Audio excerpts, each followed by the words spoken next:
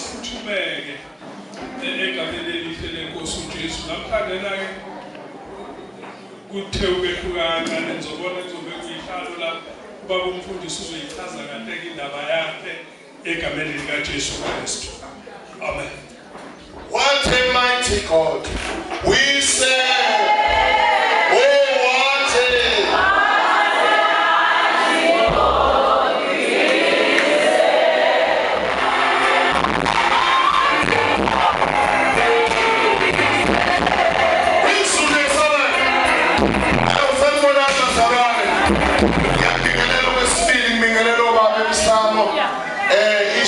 zenkosi zonke ikhona ngifisa ukunibingelela bazalwane ngenhlonipho enkulu kusukela kubaba wethu Prosperity ubaba uGcabashe nobaba bonke ingqwele indala zala ekhaya ikhona ubaba Bashumayeli egameni likaJesu mama befundisi bonke omama bavangeli especially mama uMnguni mama umfundisi uMnguni awusukume abazalwane bakubone we recognize you. Hallelujah, you are welcome in this house. Bawubona siyajabula egameni likaJesu. Lezo zandla zisho njalo zithi you are welcome endlini kaJehova. Siyabonga bazalwane namhlanje ukudla kushintshile eplate.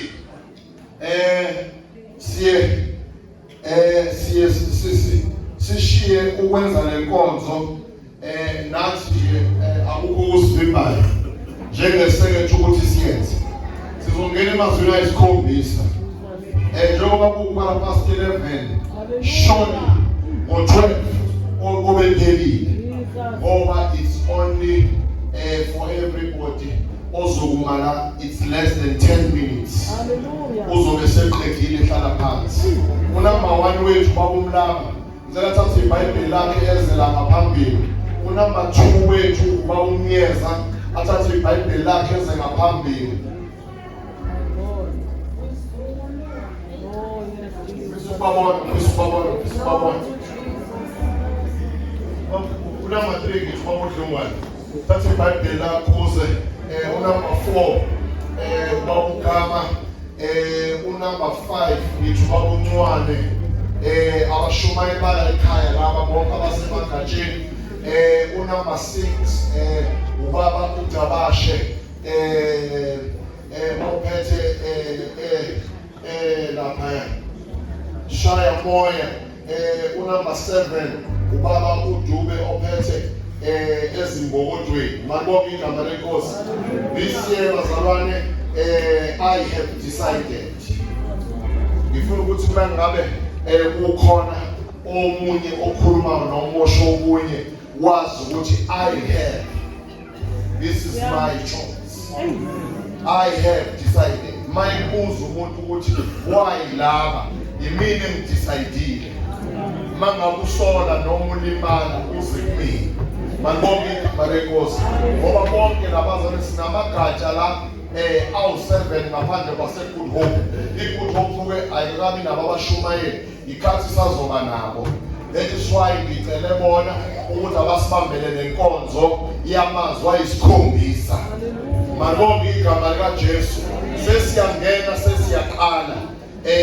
ngenqithi isikhathi are you ready for this wonderful day are you ready hallelujah abona sesiyangena ngesonto yikho kuthiwa inkonzo yamasonto abantu baze bayenza uJesu wangena eJerusalem number 1 wayengena ngifuna babe ready ngene eJerusalem Monday uJesu wavuka wahamba waye tempelini wafike wafundisa wabulala washaya abantu ababedayisa tempelini kwabaloko kwaphunywa ngamawindi Wednesday aqadi kahle ukuthi wenzani kodwa abanye bathi weseBethania hallelujah eseBethania uJesu ngolesithathu manibonke igama likaJesu ehle noMartha noMaria Magdalene hallelujah ngoba ngithi angidolazana wayevukile today kusho ukuthi wayekhona ngolesine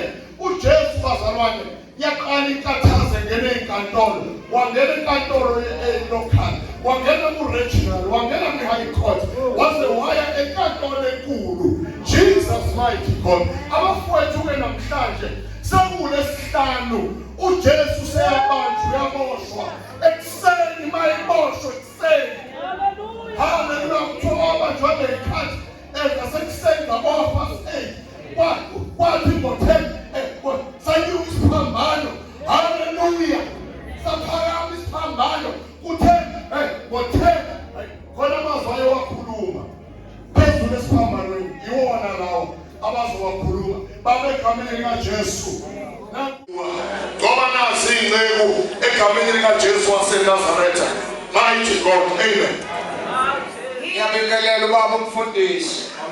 Ngiyabingelela ubaba umfundisi. Abefundisi bonke abakhona. Obaba abashumayeli, abavangeli. Ngiyabingelela omama abashumayeli. Omama bonke intombi insizwa no Sunday school ngelisho igama lenkosi uJesu. Siyabonga kakhulu bazalwane uNkulunkulu emuhle kulolu suku lanamhlanje. Baba umlabane lo omngaphambi kwenu umntwana kaNkulunkulu okwathi ngelinye ilanga wasizakala wathola izwi kaNkulunkulu elamenza wavuleka emehlweni. Haleluya. Nkosi mayingusise. Silaphe bazalwane sisentabeni. Haleluya. Siyakhuphuka siyentabeni lapho usizo lwethu luvela khona. Uma kufanele ugwetshwe awugwetshwa ikala lingekho. Uma kufanele unqunywe awunqunywa ungatholakala lekala. Sithola la uJesu ekhuliswa ikala ngoba wayengeka kwazi ukuthi ayolenga esiphambanweni uma ikala lingatholakalanga kuyena. Kwamele kube lekala ebakufanele litholakale kuyena kuqala ukuze akwazi ukuyolenga ukuze akwazi ukuthi mina nawe sithole ukusindiswa. Haleluya. Wathatha uJesu wasiwa kuPilato. Wafika uPilato waba nembuzo wathi angiliboni igama, angilitholi igama. Wasiwa kuHerode.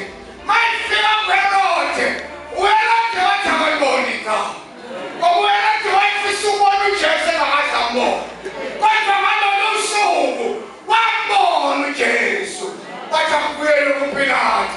Wakhona isibuko esasinomsindo omkhulu. Haleluya.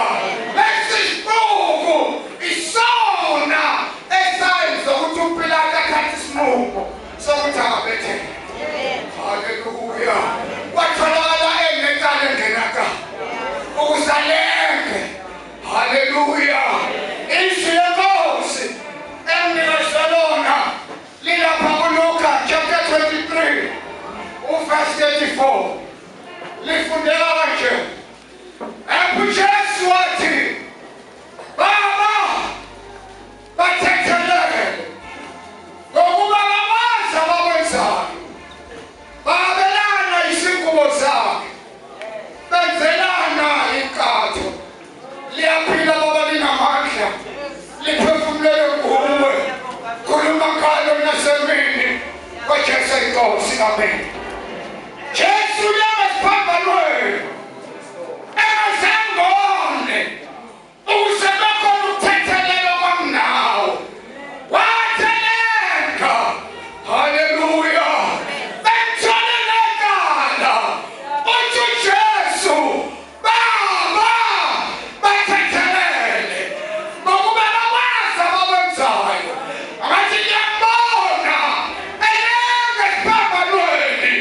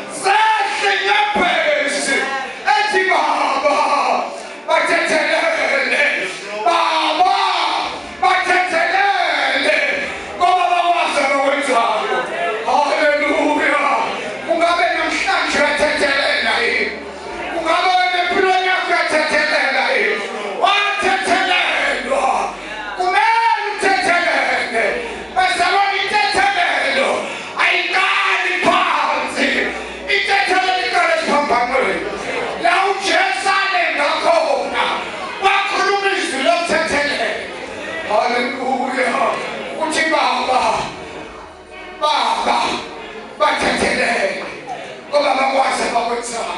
Nkosi bayisibusise. Wayazi uJesu ukuthi ngelinye ilanga bazokhothama, bazobuka ngamadolo. Haleluya. Kodwa bathi bathethelele abakwazi abakwenza. Ukuthola. Amen. Haleluya. Amen. La madoda ayakhola sono zawo. Haleluya. La madoda ayodi empilini uJesu. Ithi wena mama uKristu sisindise. Nansi futhi usindise. Isisekeleni wayo ayi. Ukhuluma kanjani? Ukhuluma kanje. Ngoba thina sithatha amagama ethu. Thina sisuzana okusifanele. Haleluya. Isithi yaphenduka le ndoda. Iphela kuJesu. Haleluya. Ithi Jesu Kristu uzumkhumbule embusweni wakho. Yavulela imfihlakalo yokuthi lo uyindodana kaNkulunkulu, lona uyinkosi yamakhosi. Yathi Jesu uzumkhumbule embusweni wakho. Ayibonge inkosi. Indoda yaba nenhlanhla isimanga ngoba lo Jesu simkhonzayo. Oh my God. Akubizwa ukuthi ube khona izinto ezinkulu ozenzayo in order to qualify ungene embusweni kaNkulunkulu. Kodwa kubizwa ukuthi ube nefaith.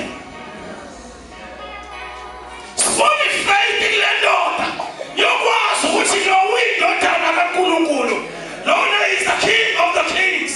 Hallelujah. Ngimele ukuba ngicele kuye inthethelele. Ayibonge inkosi. Akasifunde sizwe ukuthi uthini uJesu. Encwadi kaLuka 23. Zalomfundele babulaba. It's verse 46. 43 verse. Wathi kuso, ngiqinisile ngithi kuwe, namuhla uzakuba nami eparadise.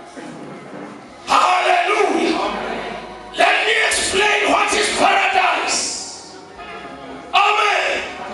In paradise, verse 1, in the hour of the righteousness, yabantu aba righteousness, abafike bafele enkosini.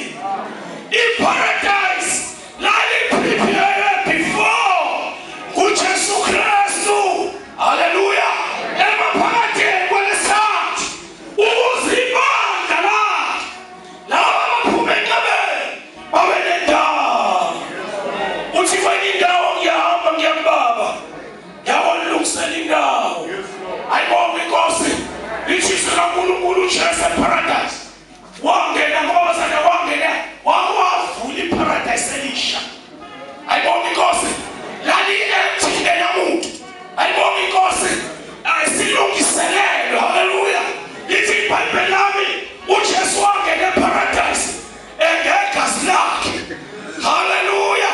Eyakolivula ukuba mina nawe siyongena kulo. uJesu knew ukuthi sayifikile isikhathi sokunqoba ithuba. Thina seliyamoja. Thina seliyamoja. Ithuba liyahlula. Usesilalela. Ngizoba nawe. Ayibonge inkosi. Uthi wena uzoba nami. Inaka wethu songifika sengikho. Haleluya. Ngoba njengoba sihamba sofika khona. Ayibonge inkosi ngoba sikhona sofika selungisile. Uthi kwenye indawo ekhanda baba khona izinto eziningi. Ngakho manje ngakhathazeke ngoba nilungisele. Nizofika sengikhona eparadise. Hallelujah. To qualify other than to believe.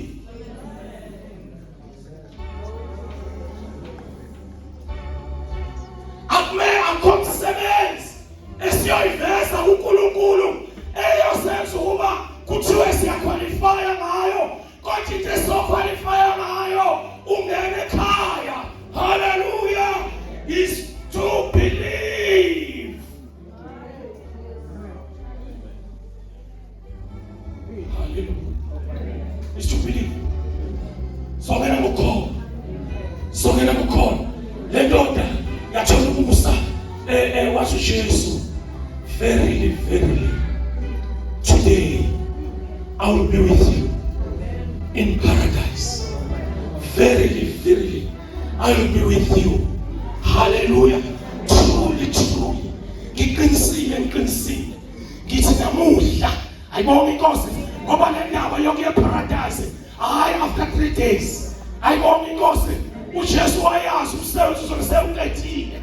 Ayibonga inkosi within minutes, hallelujah, within hours uJesu uzobe sehamba ngegazi eseyakovula abesethi abangene bonke abomusa endaweni yokuphumula. God bless you. Amen. Uthando lungaka. Luke 23 verse 43. Sekufundile wisango lomusa. Usashilo uthi namhlanje ngiqinisile ngizobe nginawe paradise. Usashilo babuyeza. Wakufuna isango lomusa. Wakufuna abazalwane. Wathi nababe ngaphandle bangeniswa ngaphakathi. Mfundiswa sekhaya ngiyabingelele. Mama mfundiswa sekhaya ngiyabingelele. Omama bafundisi bonke. Hallelujah. Omama bashumaye bonke. Omama uDokas bonke. Ngiyabingelele. Omama isibaya amadoda kaNkulunkulu, amadoda omphongolo. Egameni likaJesu. Intombi kuthiwa zizimba zesizwe. Insizwa lisizwa ngeke izinamandla. Ngiyabingelela umoya ingcwele khona phakathi kwethu. Ngizosibheka abafundisi. Lokho kwenzeka namhlanje akubulwange inyama negazi. Akuzange wambulwa inyama negazi. Kodwa kudinge kuba kwehlumoya phezu kwakho. Wayivula inkonzo. Egameni likaJesu. Akameni likaJesu. Namu uJesu usesesiphambanweni. Usesiphambanweni uJesu manje. Akameni likaJesu. Usebafakile abamusa. Manje uzola nabentathu. Uzokhuluma nabentathu. Abathanda abenza intando yakhe. Akameni likaJesu. John 19. Sizobentathu. Nabothando kaNkulunkulu. Verse 26. Awufundele uzofunda kahle, afunde kakhulu. Verse 26. Egameni likaJesu. Verse 25. 26. Verse 26. Kuthe uJesu ebona unina nomfundi amthandayo. Bambe lapho. Hallelujah. uJesu sesesiphambanweni. Mind you. Usufakiwe umthela wamehlo. Igazi selakho phansi ebusweni bakhe. Ikhwehlela ziyalenge ebusweni bakhe. Abathe yalenge ebusweni bakhe. Akasabhekeki. Kanti nathi nokukhuluma lisekho. Usesesiphambanweni. Kodwa bayethu uyabheka kubanje abancane. Bayethu uyabheka. Uyabona uma wakhe. Umbona esifubwini. Sifika isifubu. Kodwa uyabona umama. Uyabona umama. Uthi mama. Nanti asamete ngibheke lelo. Angikwazi ungambeke kuyona. Ngoba fanele sisale uthando. Uthi mama bheka indoda. Mama bheka indoda. Ngicela ukuthi umbona kanjani uma. Ngoba fanele ngekhethe umsithi. Ngoba fanele namanje wasekho. La ukhuluma wasekho. Kodwa uzothi babe. Bheka indoda.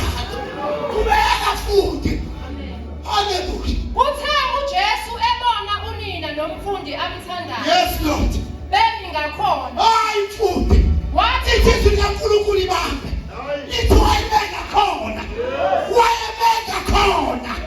Standing by me. Ebeka khona.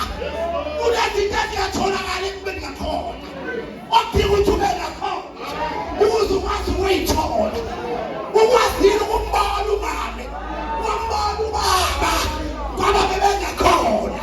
Bakhona abazalwane. Ikhona ibandla impela. Kodwa likho bakhona.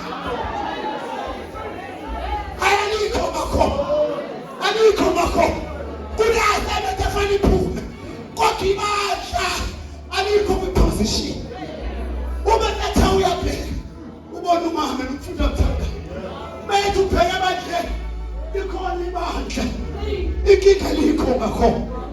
Inkinga thatha ubhezithi. Imanje kwi-crowd. Imanje esifukweni. Imanje liyathi liyakhomenta. Mina benzothi futhi sakenze nje. Imanje i-conclusion ngenxa yesiqubuko esingekho ngakini. Uma ngaba ngakuyena vele kuqala isiqubuko esine-confusion, isiqubuko sokuhleka, isiqubuko sokuthakaza, isiqubuko senzondo, isiqubuko sokukhuluma kabi ngabantu abantu. Thatha iposition namhlanje, thatha iposition ukuze ubonane. Sambe futhi bese kuhlala phansi. Kodwa babalele iposition okumele uyithathe. Izinto zakho zikuhlupha kangaka nje, izinto azenzeki kangaka ngoba unakho iposition. Usuke wena emthombe nophila wakhupha yakho imthombo. Sambe futhi Wathi kunina, mame bheka indodana yakho. mama bheka indodana. Yes. Kubeka. Wayesethi kumfundi, bheka unyoko. Carry responsibility. uJesu sezofaka manje. Ungabheka egameni likaJesu. Ndodana, bheka unyoko. Singajonophe. Sinophe emakhaya lethu. Kodwa bababhekile abazali babo. Bahlala baflethi. Bagibela imoto enkulu. Abazali abakaze bayigibela. Abazali babemshiyeni. Bagibela abatekisi. Kodwa ubheki obebela bheka uhleze eflethini. Udluthwa ngobizayo. Shika amantombazane abayizini task. Ma bheka unyoko. Uyakhaluma. Usele ngephilisa. Anthola naye emizweni. Uyaphila kanewudla. Ubheka abangani bakhe. Wathi nani ubheka ekhaya. Bheka ekhaya. Akubheka ekhaya. Akhona uthefisha. Kodwa ukhona kahle. Unuka kahle. Kodwa umzali wakho unampilo. Ofisi bakho banampilo. Bheka unyoko. Kodwa wena ngimisi. Thula bonakala. Ekhele ngoplastic. Bekholise ngongeza nangamahlobo. Ukulongo ngeze khona yakhe. Akaze khiphe ngishisete. Akambheki unyoko. Mama. Nawu ungayibheki indodakazi yakho. Hayi. Bongashuthwa kubheka indodana. Inkonzo yokubhekana uthanda. Mama, bheka indodana. Uyikhulisa ngendlela. Yibheka uyikhulisa ngendlela. Ithi bayisiqali lethi igidi la ekhaya. Ungabona ukuthi umakonto usiphatha ikhentha. Kulokonto sisakuyoze kube bakhe. Azaza kulunge ngishe ekhaya. Awashiya inguba phele la ekhaya. Antsayela benyane nobudweni. Ngoba mame usifuna ukubheka indodana. Shukela igeni. Akhulunyiswa ngenelwana. Ngoba bafuna ukubheka.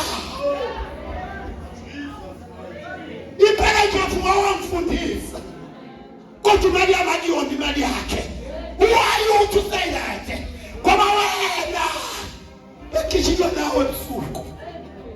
Komshiye kodwa usukhohlwa abazali bakho. Uhlaka mnandi uyafrana. Shisha amantombazane. Thuma wakho. Uthomela kwenza baba umsebenzi wakho. Mama. Bheka indodana. Ungathatha oplastic. Bheka indodana ungathatha uplastic ehlazo. Azikho izinto zehlazo. Akekho umkhwenyana okukhwenyana engaloboni. Mama. Bheka indodana. Thank you, Jesus. Sibingelela uba umfundisi nomama. Omama befundisi bonke. Obaba noMshumayeli. Intombi insizwa. Nobaba kwelihle igama lenkosi. Siyabingelela noDokhasi. Hallelujah. Sesifike khona bazalwane. Ngiyacela ungifundele ifundi kafishane egameni leNkosi. Mark chapter 15 verse 34. Hallelujah. Thank you, Jesus. Hallelujah. Mark 15 verse 34. Verse 34. Ngehora lesishagalolunye uJesu wamemeza ngezwi elikhulu wathi, Eloi, Eloi, lama sabakthani? Okungukuthi ngokuhunyushwa, Nkulunkulu wami, Nkulunkulu wami, ungishiyelani na? Ngalesikhathi bazalwane lithi izwi leNkosi kwakuyihora lesishagalolunye. Kwakungeyena bathandekayo siyathanda ukuthi sibeke ukuthi ngalesikhathi kwakungeyena u9. Hallelujah. Kwakungeyena u9 bazalwane. Le ndawo ezakuyona uJesu ezokhuluma lamazwi yindawo yokuhlangana. Indawo yamaJuda yomthandazo. Usefike ku-crossroad. Usekhulumile wathembisa. Mayefika la ufike endaweni yokuthandaza. Mayefika khona uvula umlomo. Uyabheka. Kuthiwa kule ndawo kukhona amadoda. Kuthi uEliya wake wafika kule ndawo yokuthandaza. Kwabonakala umlilo wehla kule ndawo. Washisa konke umnikelo wokushisa washisa namatshe. Umlilo usuke ezulwini. Kuthiwa noEzra wake wafika kule ndawo yokuthandaza. Senzeka izinto zashintsha. Kuthiwa noDaniel wake wafika kule ndawo. uNkulunkulu wabonakala. Na umefika la yena uza ngethemba. Uthi Nkosi ngiyazi uzoba nami. Athi ufika kule ndawo. Hallelujah. Mayifika la usevele amandla phelile kanti ngoba lento bazalwana siqonde. Lamahora ekhulunywa ngawo i-time keeping yamaJuda. Ibiqala ngo6 ekuseni. Bese kuthi ngo9 kuthiwe yihora lesithathu. Bese kuthi ngo12 kuthi ihora lesithupha. Bese kuthi ngo3 kuthi ihora. Hallelujah. Lesishagalolunye. Now ufunda befundise ukuhlala phansi bazalwane. Ngehora lesishagalolunye. Ngehora lesishagalolunye. uJesu wamemeza ngezwi elikhulu. Hallelujah. Wamemeza. Uyazi ukuthi khona into engingasayizwa kahle. Uyazi ukuthi khona umuntu obengiphethe yonke le engenza ngibe namandla okuthethelela. Engenza ngibe namandla ukuthi ngizoba nawe phakathi. Emuzwa. Na ukuthi emqalazi yemfundo. Endaweni yokuhlangana. Hallelujah. Uthi uyamqalaza. Uthi uyabheka. Funda. Wathi Eloi. Wathi Eloi. Eloi lama sabakthani. Eloi lama sabakthani. Uyamemeza. Sonke lesikhathi bebemshaya ethuna. Sonke lesikhathi bebemhlukumeza ethuna. Bamfaka umkhala womeva wathuna. Bamenza konke wathuna. Kodwa ngaleli hour takaphathana. Uyisaphathana. Ngaleli hour uyazi ukuthi abahamba ngayo ayisekho. Uyisoko. Uyazi ukuthi khona into esele. Abakuyona igcinile. Okuyona abayenza ukuthathelele. Abakuyona into ekuthembisa abantu. Ukuthi today soba nawe phakathi.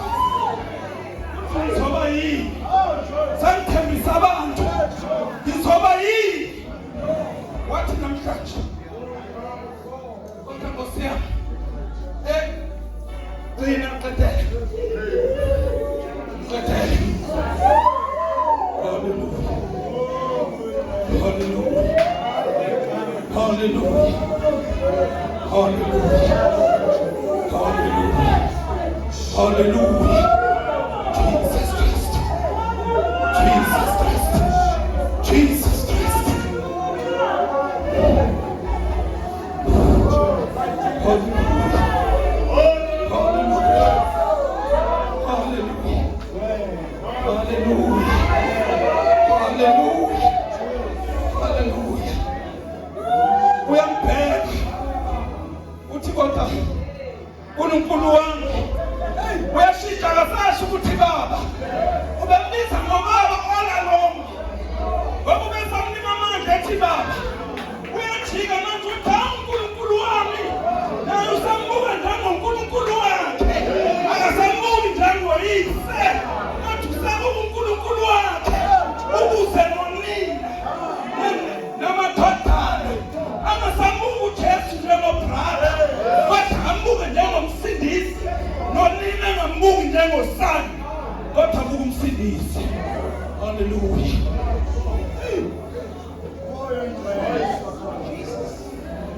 Sibingelela bonke ubuholi basekhaya babefundisi leadership yonke egameni lenkosi uJesu.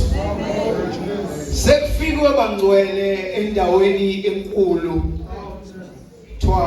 kwasekufikwe eCalvary. Kwasekufikiwe endaweni yekhanda. La uJesu sesimile khona isiphambano sakhe. Kuthiwa ukuze uJesu aqualifye kwekumele igazi lakhe lichithwe endaweni ezisikhombisa.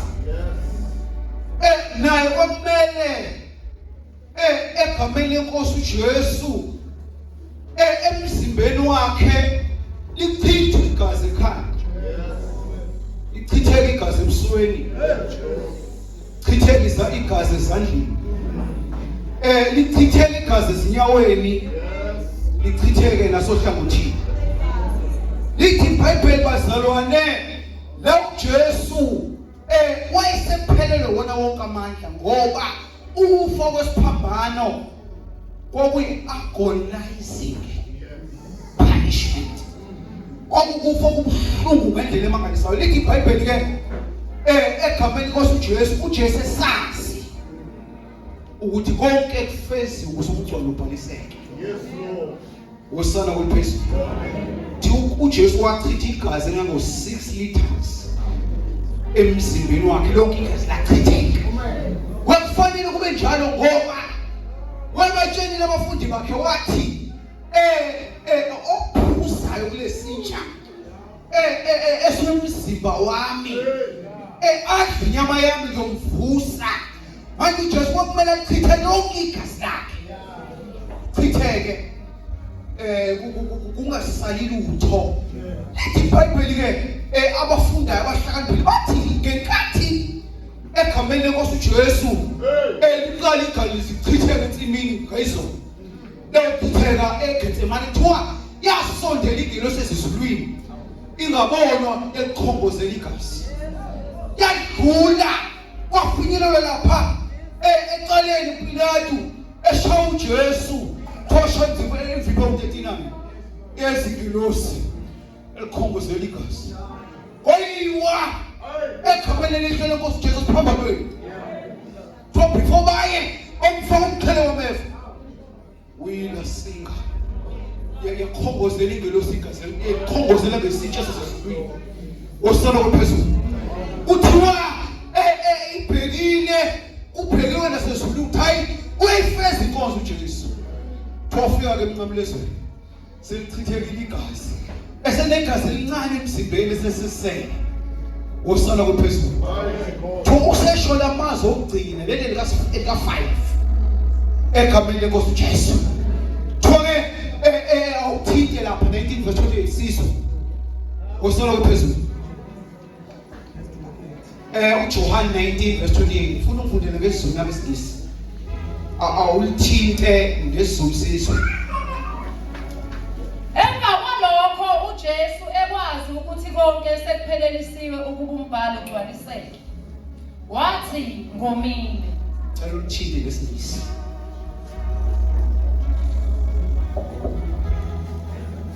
Amplified. After this, Jesus, knowing that all things were now accomplished, that the scripture might be fulfilled, said, I taste. Bazalwane, lana uJesu, mind you, sekuselikaze elincane emzimbeni. Thuwa ubuhlungu ayebuzwa. If you perfume ukuthi akwazi ukukhuluma. Bokunzima ngendlela emangalisayo. Manje egameni elithi lenkosi esazi knowing that the scripture has been fulfilled. What I test ngomile. Lana wakhuluma wona wonke ama dimensions ongasiwacabanga. Wakhuluma with dimensions physical. Wakhuluma with dimensions spiritual. uJesu lana wayomile ngoba igazi lase almost iphume lonke. Physical wayomile.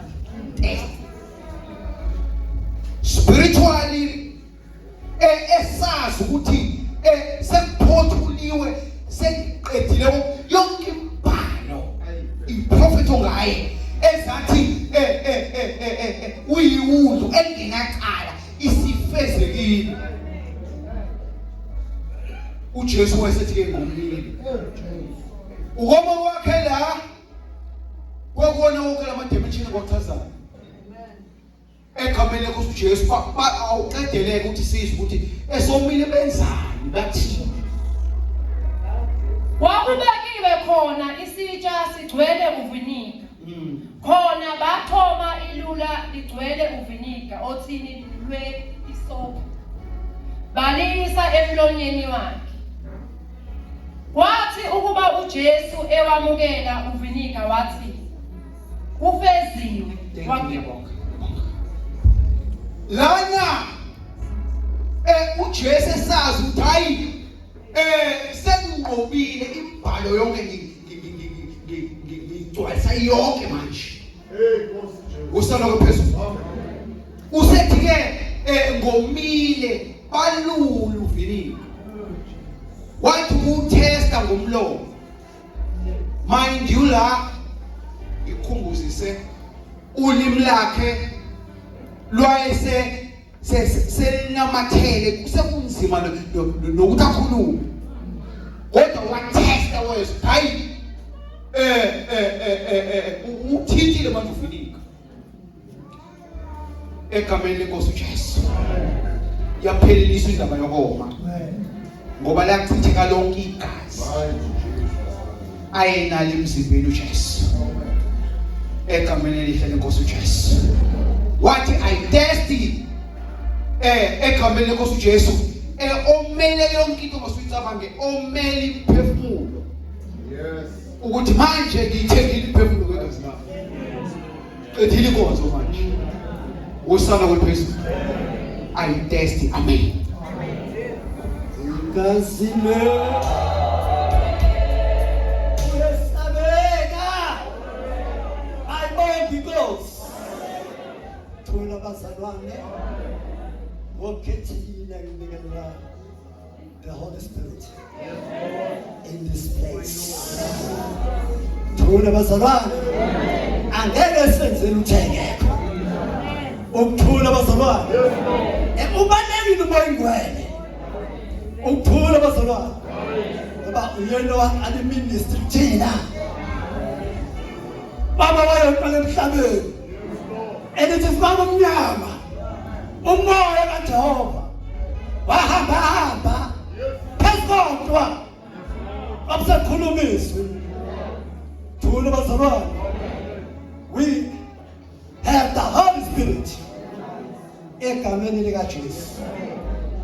Bazalwane ngizamemezela kubazalwane ukuthi we are more than conquerors.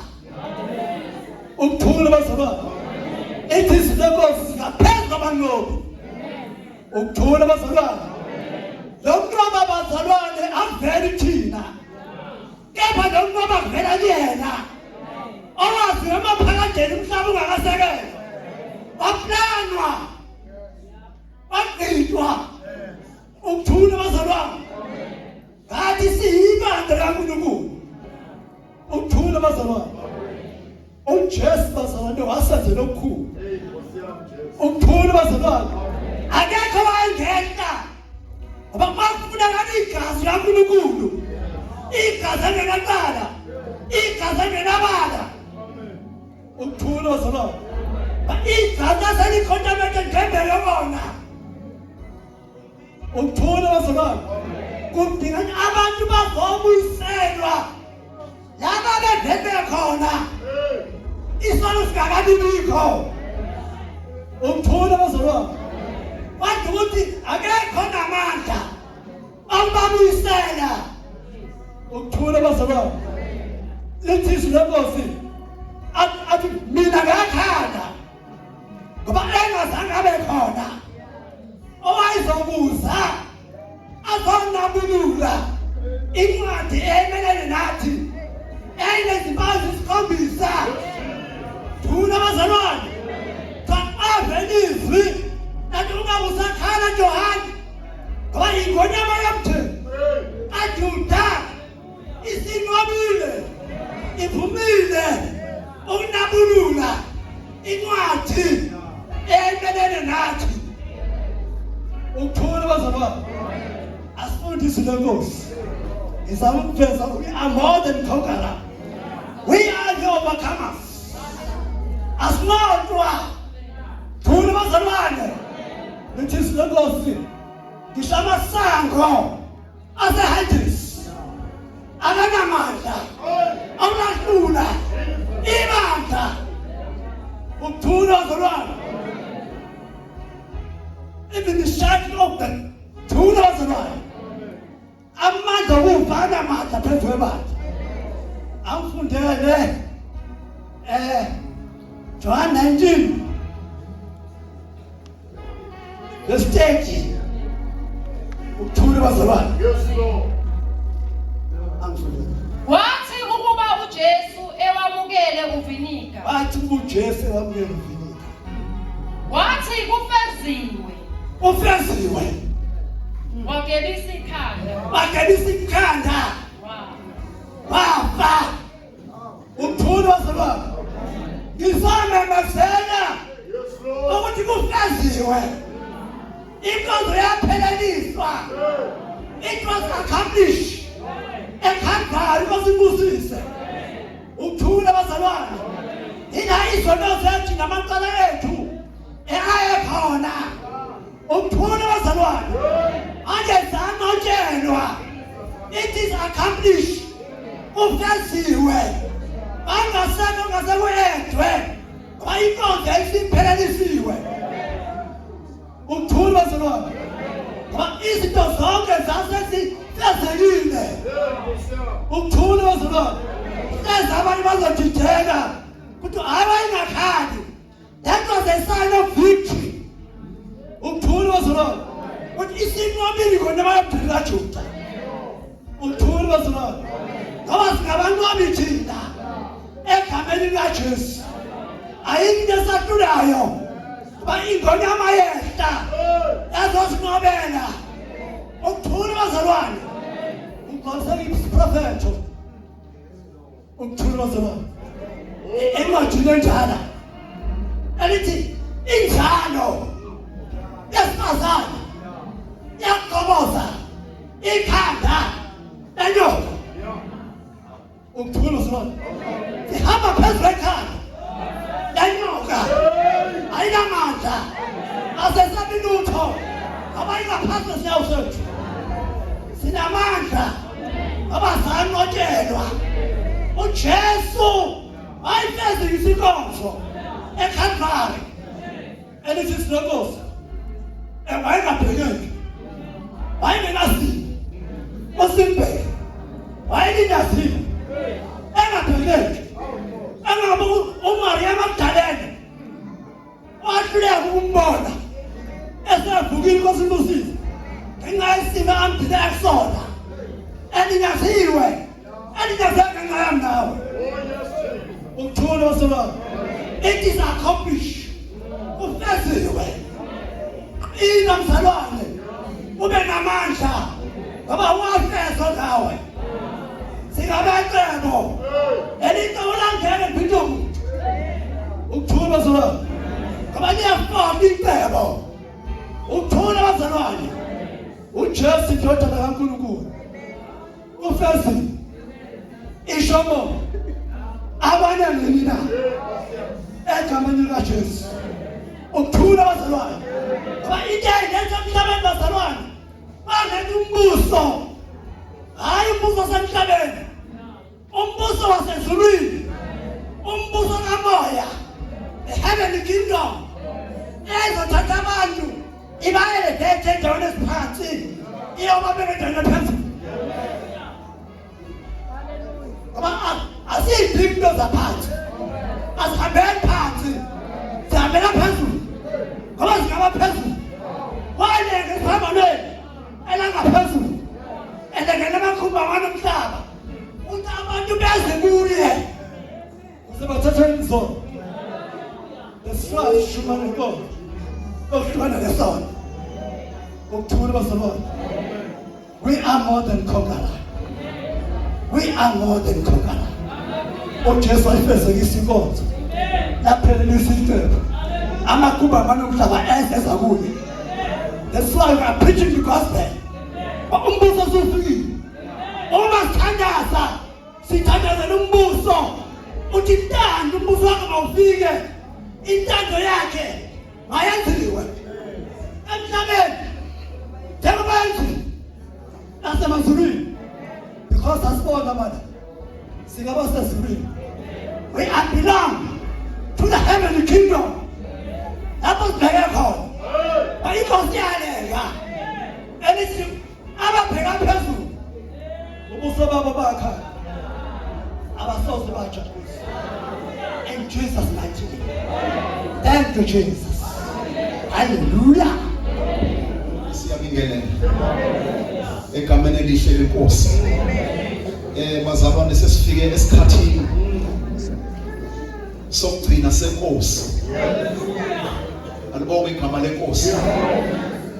Ungazathi uJesu useyagoqa uphupho lakhe. Uyesu uthi useyahamba uyagoduka. Cela ungifundele manje ngene endabeni uLuka chapter 23 ivesi yakhona ka 46.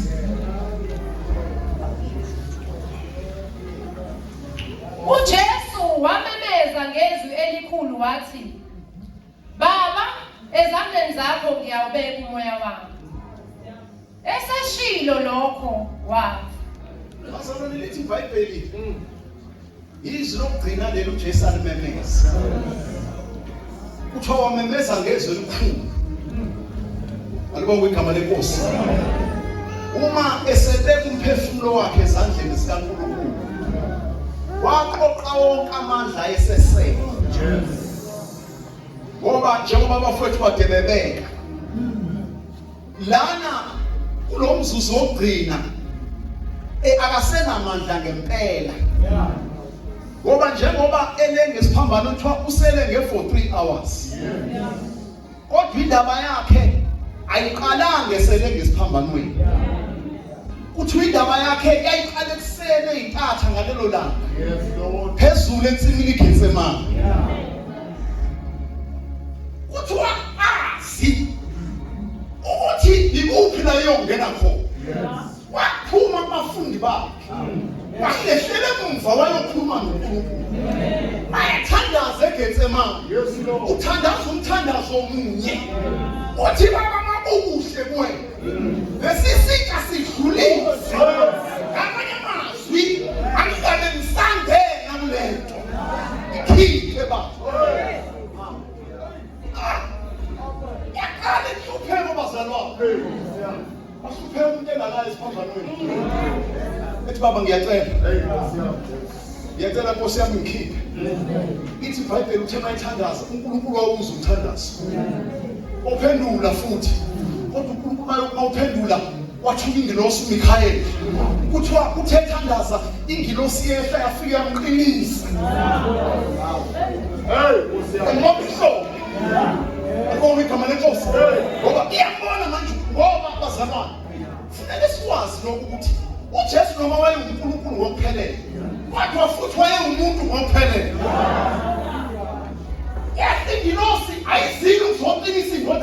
kaNkulunkulu kodwa igilosi zoqinisa umuntu uJesu uMikhayeli uthema ifike umqinisa maqede wami esimnikeze amabanga ahamba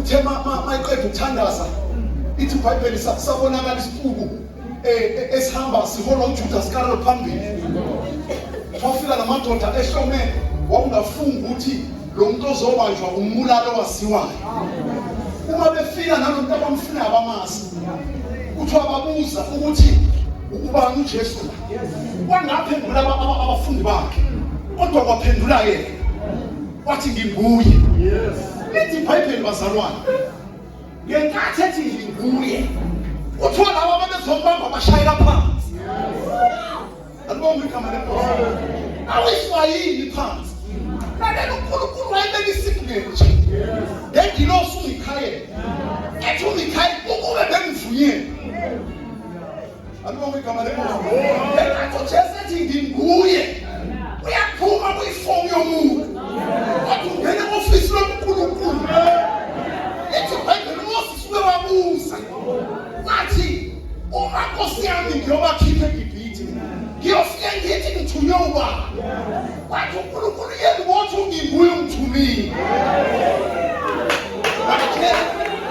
lapho Jesu naye uyaphuma manje kuwini uthume enyameni wathi ungena kwi-ofisi loNkulunkulu uthi nginguye ayithi nginguye uMikhayeli osukuma ngenyama uMikhayeli osukuma ngoba uzovikela uNkulunkulu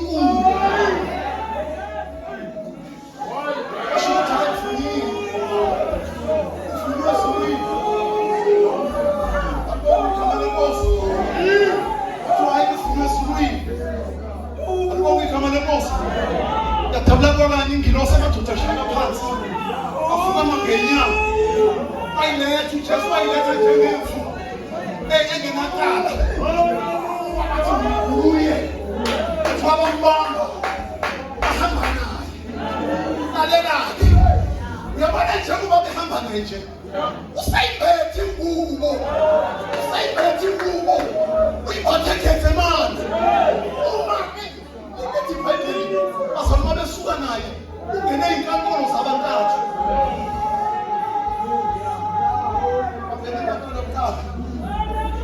zonke le inkantolo ifuna into eyodwa kuyena sifuna isiko ukuthi singazithola yini ngoba lithe iBhayibheli indlu yomhlatshelo ayingabi naso isiko alibonga igama lenkosi wayengeke uJesu aqualifye ukufela abantu abanezono nezono kodwa uNkulunkulu wabheka iwundlu wafuna iwundlu engenasiko wathola lapha kuJesu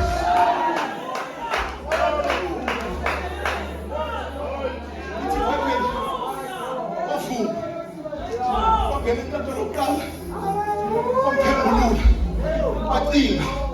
bacinga bangathola lutho wadlula bayongena enkantolo yesibili yamaJuda engakayi kwezinye inkantolo yafika nenkantolo yesibili yacinga yangathola lutho waphasa uthe suka wayongena enkantolo yesithathu wangena enkantolo kaHerod Antipas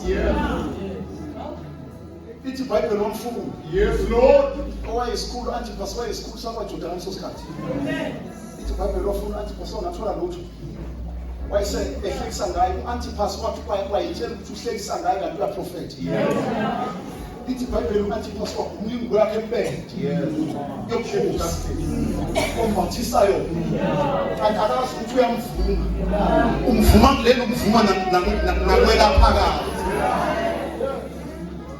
ithi iBhayibheli uma engatholi lutho wadlula wayesikhulwini samaRoma uPilato okwakuyona owayephethe umbuso ngaleso sikhathi ithi iBhayibheli noPilato wahlupheka efuna into azombethela ngayo kodwa wangathola lutho kuthiwa wabheka uPilato kodwa wangathola lutho wayesethi mlungile ngithatheni ngizomshaya nje bese ngimnikela kunini angilitholi icala lokumbulala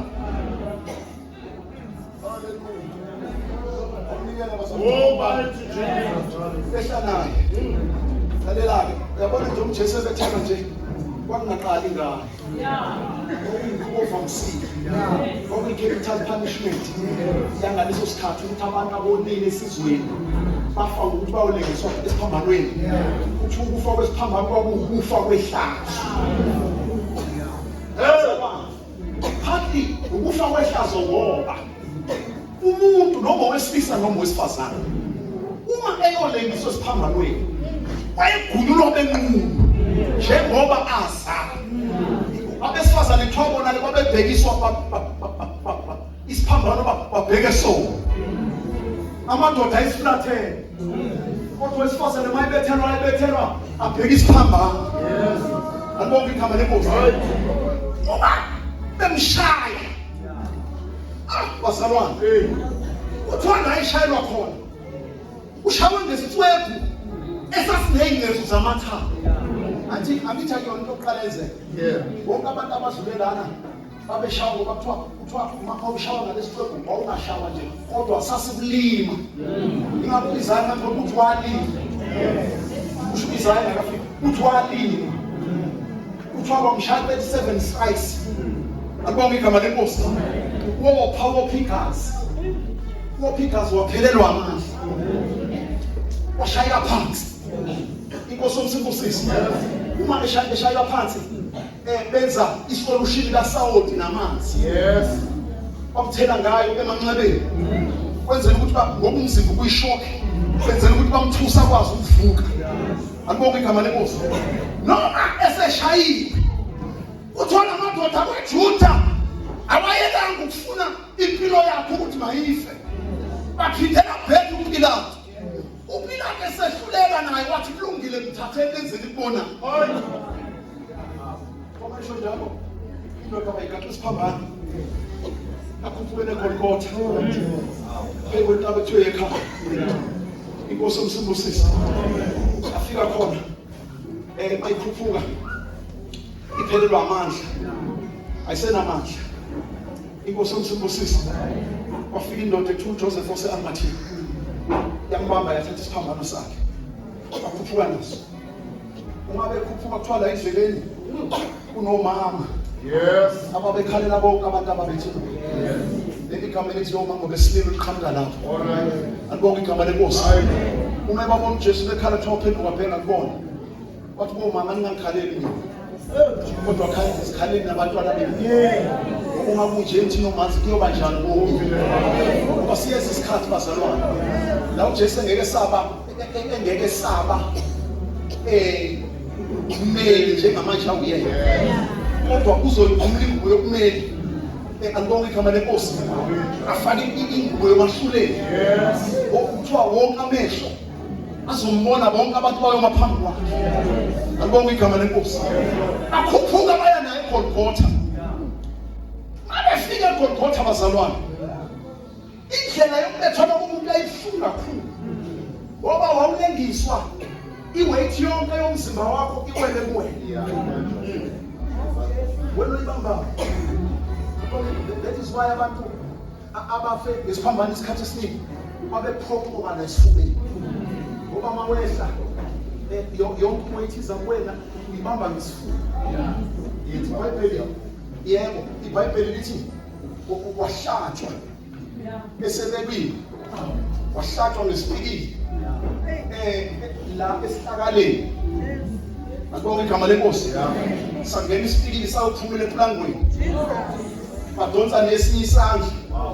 Lento ayenziwa kamnandi akuncane ngoba hlatshwe iwushu la bamhlaba kuthiwa nenyawo zakhe kanjalo bayihlanganisa kwangena isipikili sayophumela eplangweni ngaphansi. Alibonke igama lenkosi. Base beyamkhupha babeka amanzi njengoba siwabeka nje namhlanje. Alibonke igama lenkosi. Wakhuluma waqeda ethi mayiseqedile egcineni usefika la ifika khona uthi ezandleni zakho I commit my life. Alibonke igama lenkosi.